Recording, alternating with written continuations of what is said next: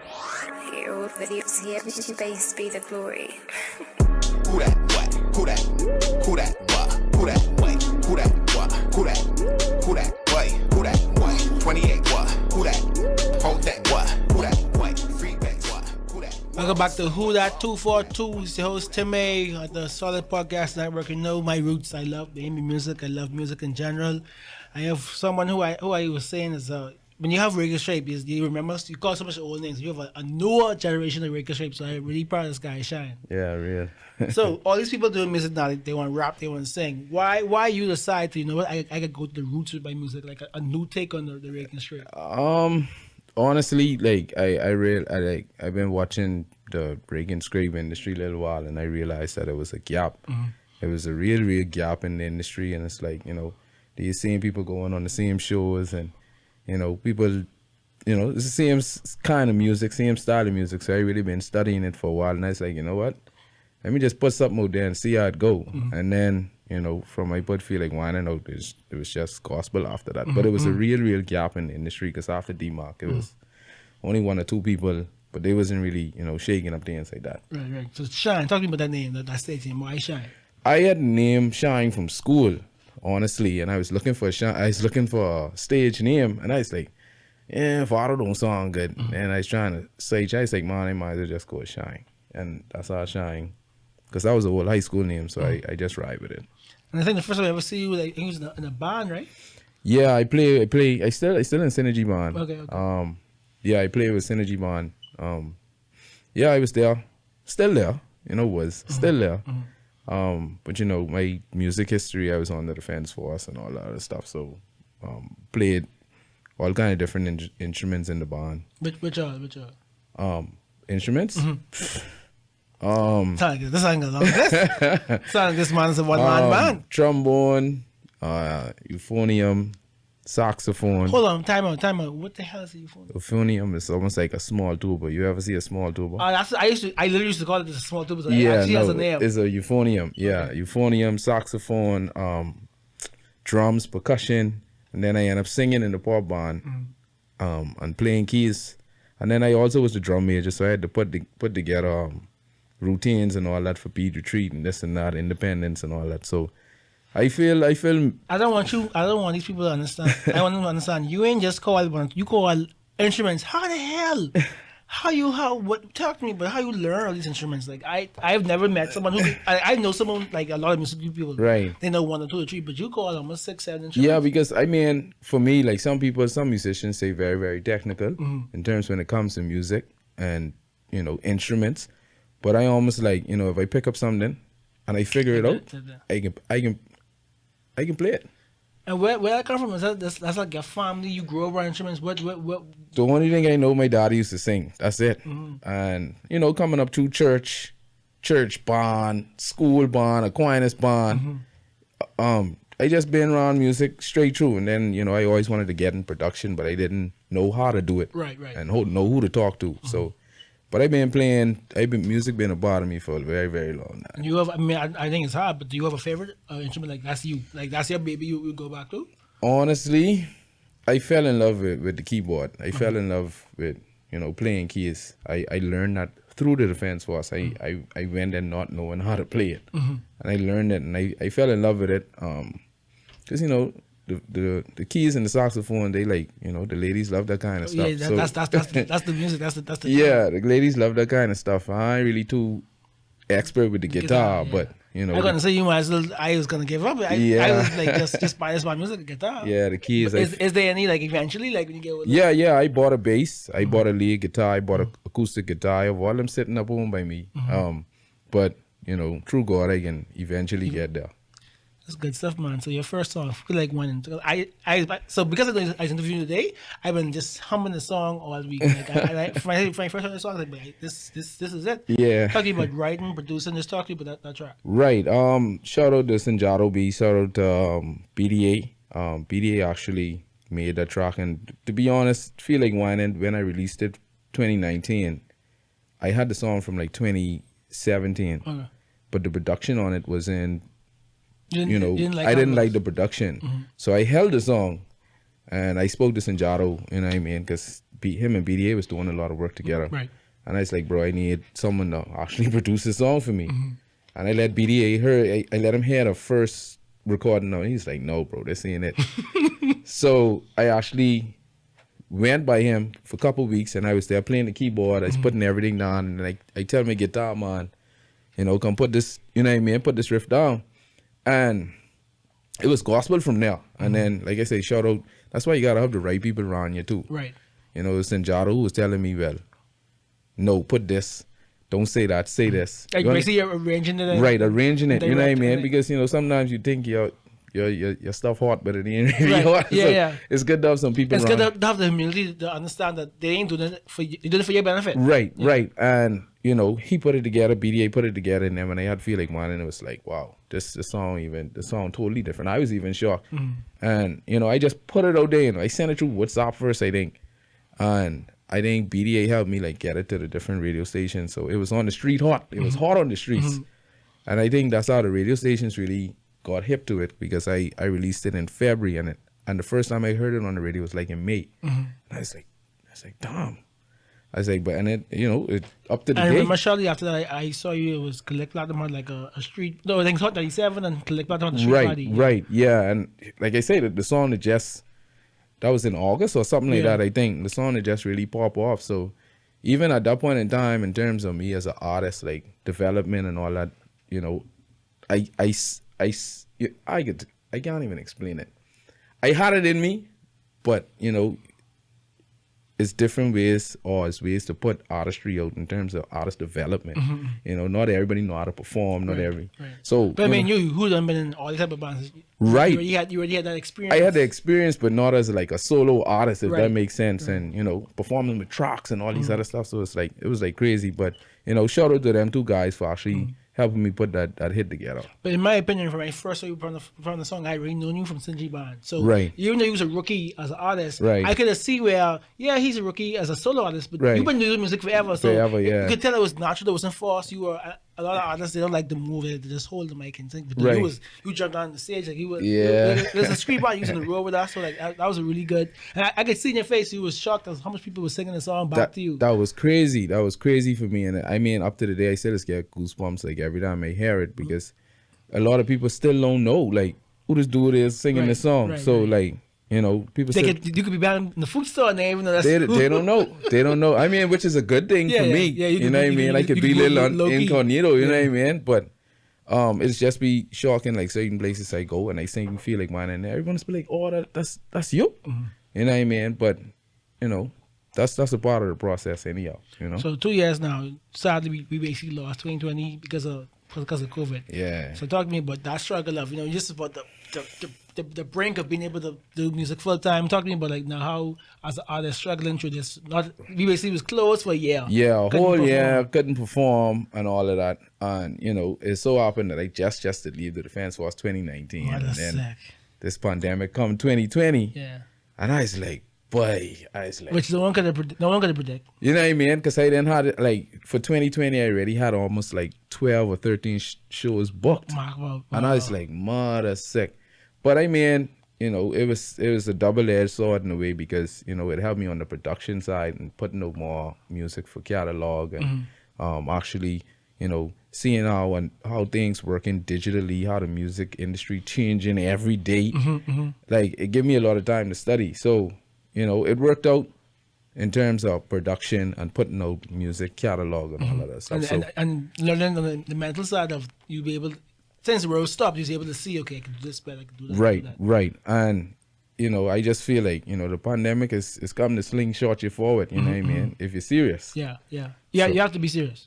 Yeah, so it worked out that way. You know, I mean, I was a little bug, but then I had to look at it, everybody. Yeah, everything. it ain't just you. It ain't just me. Yeah, but Everyone everybody. and everything gets shut down. So it is what it is, and I just ride it out. So, Mr. Production, what has came out within the year that we might not know you produced? Flicking Road was one of them. Well, I could cuss in the show, so fucking Oh, road. I could have cussed a long time, mother sick. I didn't even know that. But yeah, Flicking Road was I love that song, man. Shout out to one Johnny of Cake. yeah, big up to Johnny Cake. He come up with the hook, and then we just go on with that. You know, we just run with it. But you know, that's when I was testing my little production situation. I know full-fledged producing. Yeah, but babe, you know more instruments than actual producers I know. So I mean, you need to. Don't say you don't produce. Say you have experience. Yeah. But I mean, Yeah. you have the instruments like dog. I feel like you could be in a level where other people who only know the logic and then Right, you actually right. have live instruments. The instruments, yeah, and most of the tracks I have, I make myself. Okay. You know what I mean? Nice. So you ain't really like you calling other people to produce. Yeah, and like the most person I may call a guitar person to put down like strumming for me, but like I already have my concept in my head. So Nice. like And when then I so you write your own music and everything. sometimes I do, sometimes I can't rock it out. I mean that's just what it is. Yeah. You know what I mean? But you have the ability to if you need to. Yeah, if I need to, I could write my music. I have no problem with that. But Right. you know, sometimes you have good writers out there. They just need someone to deliver it. You know what I mean? So I open to that as well. You know, some artists they ain't into that. They ain't believe. Of you course, no- they won't have the whole part. Yeah, And they I- ain't believe you're no real artist if you ain't writing your own lyrics. and it's so crazy. It's only in maybe rap, and I don't even understand when people have that idea. Because only in rap where you must write your own music. Every other genre has Yeah. writers, R&B, Beat, yep, rock, pop, yep. everything else. Like there are people who are hated as writers, Yeah. and like people like Beyonce. Beyonce doesn't write. She has Neo and The Dream Dream, and Esther yep, Dean and those yep, people. So like yep. Beyonce, like so I don't. And everybody get a piece of the pie. That's Yeah. just what it is. You know what I mean? And that's how you make your whole team meet. You trying to do everything yourself, and you might not get there. But if you That's how just you build relationship. share a piece of the pie. You Build still relationship. own most of the pie, but giving away the 25%, 30% is a night and day difference between an artist and a star. But that's what I learned over the whole pandemic, like studying these things, like, you know what I mean? Because I didn't know all of that in Right. terms of how much writers make and the Yeah, yeah. producer make and Yeah, the yeah. percentage and Yeah, all that yeah. other stuff, like, The you know, splits, the the splits, splits, right? yeah. So, yeah, that kind of worked right out. But then I opened to that, you know what I mean? So, yeah. Talk to me about Road. Road. I mean, we was locked right down. We was locked down, That, baby. that, We was hear locked that down. song that brought some because I wasn't used to being locked down. Like for 10 years, like every weekend I had to a concert, Somewhere, I had to an right? event. For 10 straight years, so to be able for the road to stop, I was in a Right. bad space. I was killing But hearing everybody. Road, that brought some I was joy. killing everybody, even the people who was essential and all. I was killing I them, wasn't, right? I think I wasn't essential, but See that? it still was killing me. Yeah, but Road, Johnny had reached out to me, say he needed a beat or whatever. So I sent him like 2 or 3 or whatever, so 2 or 3 tracks, and he was in the car. I think one day he gone viral. Oh, he I remember that, yeah. flicking Road. He didn't say flicking. He said fucking. But Fucking Road. yeah, and he's like, yeah, but hey, and then Menace made that announcement. We like, open. They can ease up on some kind of restrictions. I and remember this and I that. had just moved to a new apartment. Yeah. And that's like in the middle of August. Yeah, and he's like, "Boy, we gotta wait Monday, by the road open, but like what you could do that time it was like Wednesday or something Yeah, like yeah. that, or the next week." And I was like, "Boy, I was like, I know." He's like, "Boy," I said, "Anyway, I could put a voice on it," so I put a voice on it. I write that actually that night, and then when he came there by me the next morning, my second verse was already down. So he's like, "But you ain't wasting no time." So we recorded that day. I sent it off to get mixed and master, and we get it back, must see like that Friday or something like that. So he pushed it out, and I push it too, and we put it on YouTube and all that other stuff. So yeah, man, road is road. Yeah, man, just Road. Yeah. So 2020 be halfway point, August now. What we can see from you for the rest of this year? Honestly, catalog. Like I think Singles or like little projects or just singles for now. I looking into next year doing like a little EP. You know, I see, all this NFTs and things going on now. yeah. And It's a different. yeah, it's a little space for you different. now. It's a different space digitally. So I trying to see how I could tap into that. See if I could release one little, something and maybe charge maybe people $1 for it and see how it go. Yeah, you know what I mean? just test the market. Just see. to test the market and just see. I mean, we trying. Yeah, You know what I mean? You can. So I just trying to get some stuff in order, but you need a catalog to do that. Yeah. So I just working on catalog, different flavors. I tapping into some soca. I tapping into some compa. Okay. I tapping into some Afro beat. You know what I mean? And that's the wave right now. That's the wave. But I just still fusing like a Caribbean flavor in terms And of. because you have the instruments, you don't really have to go beg someone and say, "Babe, I want this." You know what you want. Yeah, in my You- head, you I can do- already know what I want. Right, So right. it's like, and it's good to have people around to say, but you should put this here. Yeah, But you take that out too. You know what I mean? I take all opinions. Of course. But yeah, I tapping into some other stuff because music is music, and I don't feel like I need to, put a lid over myself to say, well, by only doing This, right. this, Right. you know what I mean? So, So how soon can we expect a next single from you? I'd say in the next few weeks, I'd say probably in the next 6 weeks, I working along with Benji. Okay, nice. Me and So Benji. shout out to my good boy, my good friend, St. Lucian. Yeah, me and Benji just released one, I think July 16 or something Okay. that down there. Yeah. And another guy from Panama, Rico Twin on that, and Signal from Holland on that too, on that rhythm. So I was, able to represent the Bahamas working through Benji. So Benji have a lot of tracks pile up. Yeah, I know. And- All Benji got is music. All he have is music. So, he shoot a shot at me a couple of weeks ago. So now some other artists getting up on it, and we about to do something big in the next couple of weeks. And just so where can people find your music? Everywhere. The music everywhere and available for everyone. First of all, Beam is like YouTube. So it on YouTube. Of course. It on YouTube, Shine 242 Bahamas. Type that in, and boom, you find all the music. I'm an Apple Music guy. So I Apple Music is there too. Spotify. It's just Shine 242 Bahamas. Yeah, Spotify, it there. Tidal, it there. Amazon Music, it there. Audio Mark and all them. I have it available everywhere. SoundCloud Okay. for everyone. Just So, search. Let's Shine 242 Bahamas. yeah.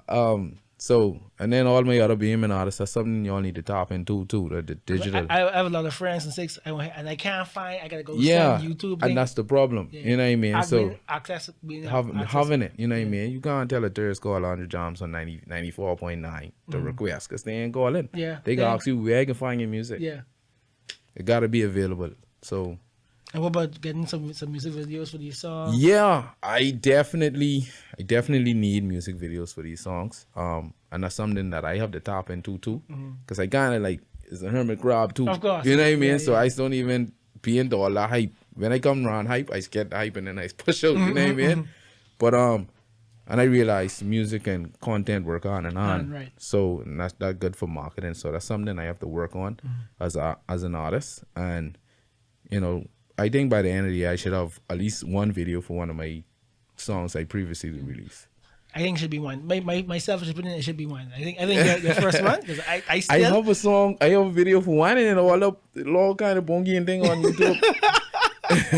I have a video for that, but I think I can do one for Down Dale, the recent one I did with Benji, because I have a vision for it, okay. and I just think in boats and gals and with different flags, and Nice, we nice. doing our thing. You know Nice, what I mean? man. So, yeah. So I appreciate you, man. Thank you for coming to the show. Can't wait to hear the new music. Yeah, and man. just a breath of fresh air. Because like I said, I've had other people, artists on there. We had legends, rappers, singers, whatever. But at the end of the day, I still like the Rake and Scrape. Yeah. And it wasn't no one really trying to, in this day and age, come out as a Rake and Scrape album. Yeah. Like they'll come out and say they love it, or they do the soca, or like I said, you look at the legends like Dyson knows, or who do it. Who do it? But it's just them. It's Yeah. like a handful. Like Right. it should be. So I hope more young artists. I love what Trey did. I have Trey coming up in a couple weeks. He put his accent and thing into the rap. Yeah, and see, and that's where we try to run from it, but that's That's what they love. That's They a love part of- they love to hit because the pot don't never hide.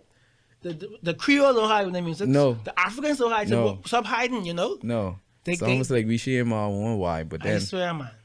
I just keep it real. I don't change no accent. I don't do nothing. Yeah, You I get it what don't it go is. with switch. I say it out. Yeah, I get it. You get it just like this. This has been episode 5 of Who Dat. Thank you for Shine. Follow him, please. Everywhere, Shine 242 Bahamas. Yep. And right now, I feel like whining. All day. See you later. Who that? What? Who that?